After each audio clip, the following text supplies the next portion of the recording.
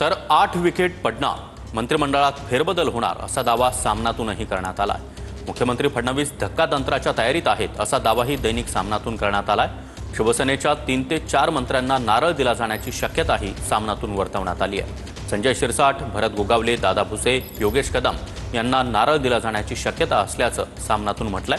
माणिकराव कोकाटे, नरहरी झिरवाळ यांच्यावरही मंत्रिपद गमावण्याची नामुष्की येऊ शकते असा दावा सामनानं केला। भाजपच्या नितेश राणे, जयकुमार गोरे, गिरीश महाजन यांना देखील मंत्रिपद जाण्याचा धोका आहे असं देखील सामनातून सांगण्यात आलंय। तर सामनामध्ये नेमकं काय म्हटलंय? 8 विकेट पडणार, मंत्रिमंडळात फेरबदल होणार। मुख्यमंत्री देवेंद्र फडणवीस धक्कातंत्राच्या तयारीत आहेत। शिवसेनेच्या 3 ते 4 मंत्र्यांना नारळ दिला जाण्याची शक्यता आहे।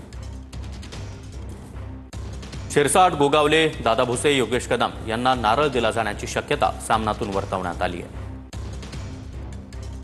तर माणिकराव कोकाटे, नरहरी झिरवाळ यांच्यावर देखील मंत्रिपद गमावण्याची नामुष्की येऊ शकते असा दावाही करण्यात आला।